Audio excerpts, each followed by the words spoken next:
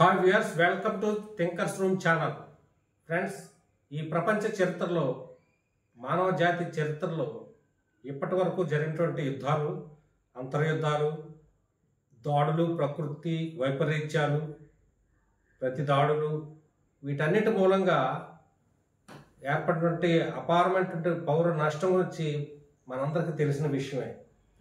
అయితే మరో కోణంలో ఆలోచిస్తే ఈ మానవ హననంతో పాటుగా విశేషమైనటువంటి ఎన్సైక్లోపీడియా అనగా విజ్ఞాన సర్వస్వము లేదా విజ్ఞాన సంపద సర్వనాశనమైందని మనందరం కూడా చాలామంది మనకు తెలియదు అనమాట. ఈ విషయంగా ప్రముఖ ఖగోళ శాస్త్రవేత్త కార్ల్ సాగన్ ఏమంటాడంటే, నేను కనుక కాలంలో వెనక్కి వెళ్ళగలిగితే అలెగ్జాండ్రియా లైబ్రరీని దర్శిస్తానంటాడు. ఈజిప్ట్లోని అలెగ్జాండ్రియా లైబ్రరీకి ప్రపంచంలోనే గొప్ప గ్రంథాలయం పేరుంది. ఈ అలెగ్జాండ్రియా లైబ్రరీని క్రీస్తుపూర్వం 331లో అరిస్టాటిల్ శిష్యుడైనటువంటి అలెగ్జాండర్ ది గ్రేట్ నెలకొల్పాడు అన్నట్టుగా చరిత్ర చెప్తుంది. ఈ గ్రంథాలయంలో అరిస్టాటిల్, సోక్రటీస్, ప్లేటో, హోమర్ వంటి మహామహులు ఎందరో రాసినటువంటి మట్టి పలకల గ్రంథాలయాలు ఇక్కడ ఉండేవి. గణితం, తర్కం, తత్వం, చరిత్ర మొదలైనటువంటి అంశాలు గల అనేకమైన విలువైన విజ్ఞాన సంపద ఇక్కడ ఉండేది. వేలాది గ్రీకు, హిబ్రూ, మెసపోటోమియన్ సాహిత్య స్కోర్స్, ప్రాచీన ఈజిప్ట్కు చెందినటువంటి కళకు సంబంధించిన ఉపకరణాలు ఇక్కడ ఉండేవి. ఎరాటోస్తెనీస్, ఆర్కిమెడిస్, యాక్లిడ్ వంటి గ్రీకు శాస్త్రజ్ఞులు దీన్ని సందర్శించారు. ఎరాటోస్తెనీస్ అయితే భూమి యొక్క చుట్టుకొలతను ఇక్కడి నుంచే కనిపెట్టాడని చెబుతుంది చరిత్ర. ఆర్కిమెడిస్ తన ప్రభావవంతమైన స్క్రూను ఇక్కడి నుంచే కనిపెట్టాడని కూడా చరిత్ర మనకు చెబుతుంది. అయితే 2000 ఏళ్ల క్రిందట ఎంతో వైభవోపేతంగా వర్ధిల్లిన ఈ గ్రంథాలయాన్ని క్రీస్తు పూర్వము 48-47 ప్రాంతంలో జూలియస్ సీజర్ తగలబెట్టేశాడని చెబుతూ ఉంటారు.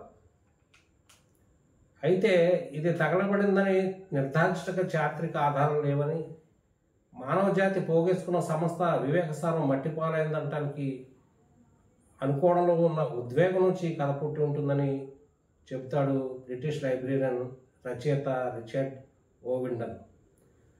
అయినా జూలియస్ సీజర్ ఈ గ్రంథాలను ఎందుకు తగలబెట్టాడు అంటే, క్లియోపాత్రకి తన సోదరుడైనటువంటి టోలమీకి జరిగిన అంతర్యుద్ధంలో జూలియస్ సీజర్ అక్కడ ఉన్న నౌకలను తగలబెట్టినప్పుడు మంటలు చెలరేగి సమీపంలో ఉన్నటువంటి అలెగ్జాండర్ లైబ్రరీని దగ్ధం చేసినట్టుగా చెప్తున్నారు చారిత్రకులు. అయితే ఈ కథ పుట్టి ఉంటుందని, దీనికి ఆధారాలు ఏమంటాడు బ్రిటిష్ లైబ్రేరియన్ రచయిత రిచర్డ్ ఓవిండన్. ఇప్పటి పుస్తకం ఉనికిలో లేని కాలంలో నునుపు చేసిన చెట్ల బెరడుల రోల్స్ కాలక్రమంలో నశించడమే ఈ కథకు ఆధారమై ఉంటుందని మరొక కథ. ఏది ఏమైనా సంస్థ విజ్ఞానం ఒక చోట రాశిగా పోగయ్యే గ్రంథాలయం అనే భావనను ఊహించడమే మానవ నాగరికత సాధించిన విజయం. ఈ గ్రంథాలయాలను నేలమట్టం చేయడం ద్వారా శత్రువు మీద పైచేయి సాధించే ప్రయత్నం చేయడం, అదే నాగరిక మానవుడి అనాగరికతకు తార్కాణం. ఇజ్రాయెల్, హమాస్ మధ్య యుద్ధం మొదలైనప్పటి నుంచి జరుగుతున్న ప్రాణ నష్టం గురించి మనందరికీ తెలిసిన విషయమే. కానీ గాజాలో కనీసం 13 గ్రంథాలయాలకు ఇజ్రాయెల్ వల్ల నష్టం వాటిల్లింది. ఇందులో కొన్ని పూర్తిగా నాశనం కాగా, కొన్ని దారుణంగా దెబ్బతినడము, అందులో ఉన్నవి దోచుకెళ్ళడము జరిగింది. 150 ఏళ్ల గాజా చరిత్ర రికార్డులు ఉన్న సెంట్రల్ ఆర్కైవ్స్ ఆఫ్ గాజా, పాలస్తీనాలోని అరుదైన పుస్తకాల కలెక్షన్ కలిగి ఉన్న great Omari mosque library, Al Isra వేలాది పుస్తకాలకు నెలవైన డయానీ తమారీ సబ్బాగ్ లైబ్రరీతో పాటు Gaza university library, Al Isra university library కూడా దెబ్బతిన్న వాటిలో ఉన్నాయి. ఆర్కైవ్ మీద ఆధిపత్యం లేకపోతే రాజకీయ అధికారం లేదంటాడు ఫ్రెంచ్ విమర్శకుడు జాక్విస్ డెరిడా. అందుకే గ్రంథాలయాలను దొంగ దెబ్బ కొట్టడం అనేది చరిత్ర పొడవునా జరుగుతూనే ఉంది. ప్రపంచానికే జ్ఞానకాంతిగా వెలుగొందింది భారత్లోని నలంద విశ్వవిద్యాలయం. 5వ శతాబ్దంలో గుప్తుల కాలంలో ఇది నిర్మితమైంది.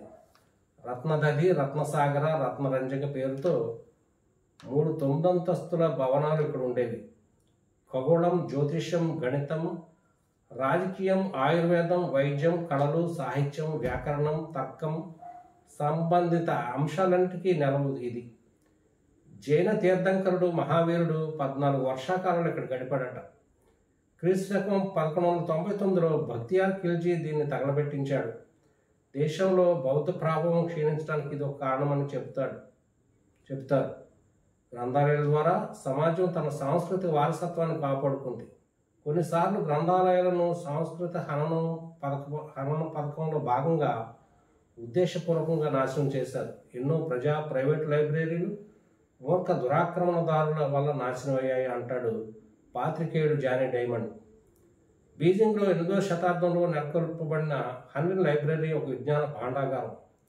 ఇందులో ఒక ముఖ్యమైన సోర్సు మింగ్ వంశపు చక్రవర్తి జాడి 1408లో జాంగ్లే దాదియన్ పేరుతో సిద్ధం చేయించిన ఎన్సైక్లోపీడియా.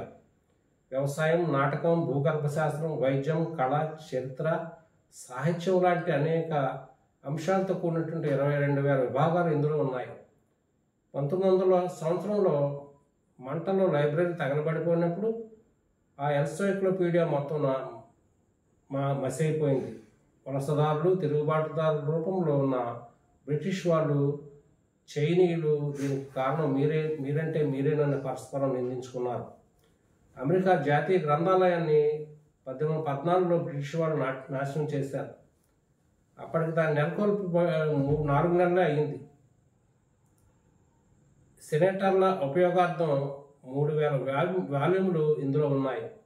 అయినప్పటికీ ఆ దెబ్బ తమ జాతి ఆత్మను గాయపరిచిందంటాడు అమెరికా చరిత్రకారుడు రాబర్ట్ డార్ంటన్. అదే బ్రిటనీయులు 2000 సంవత్సరంలో ఇరాక్ జాతీయ గ్రంథాలయాన్ని నాశనం చేశారు. పనామ్ పెన్ నగరంలోని జాతీయ గ్రంథాలయాన్ని 1967లో సర్వనాశనం చేయడం ద్వారా కాంబోడియా నాగరికత మొత్తాన్ని ఖమేర్ రూజ్ తుడిచిపెట్టింది.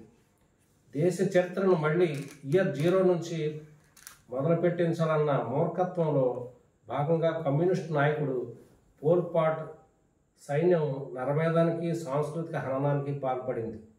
సుమారు 1,00,000 పుస్తకాలు ఉన్న అప్పటికి 50 ఏళ్ల చరిత్ర ఉన్నటువంటి శ్రీలంకలోని జాఫ్నా పబ్లిక్ లైబ్రరీని 1981లో సింహళ మోక ఇలాగే నాశనం చేసింది. ఒక గ్రంథాలయాన్ని తగలబెడితే లేదా ధ్వంసం చేస్తే మనం ఏం కోల్పోయామో కూడా మనకు తెలియకపోవడం అతిపెద్ద విషాదం. ఒక గ్రంథాలయాన్ని నిర్మూలించడం అంటే ఒక జాతి, ఒక దేశ సాంస్కృతిక వారసత్వాన్ని పూర్తిగా తుడిచిపెట్టడం, గతపు ఘనతను పూర్తిగా నేలమట్టడం గావించడం, అన్నీ కోల్పోయినా మళ్ళీ మొదలెట్టగలిగే శక్తియుక్తులను నిర్వీర్యం చేయడం, చెప్పాలంటే ఇంకేమీ లేకుండా చేయడం, 0 దగ్గరికి తెచ్చి నిలబెట్టడం. అయినా గోడలు కూలితేనో పుస్తకాలు కాలితేనో గ్రంథాలయం నాశనం అవడమా? కానే కాదు. వాటి పట్ల నిర్లక్ష్యం వహించడం కూడా నెమ్మదిగా వాటిని నాశనం చేయడం కాదా? ఫ్రెండ్స్, ఈ సమాచారం మీకు నచ్చితే నా వీడియో లైక్ చేయండి, సబ్స్క్రైబ్ చేయండి, షేర్ చేయండి, కామెంట్ పెట్టండి. ధన్యవాదాలు.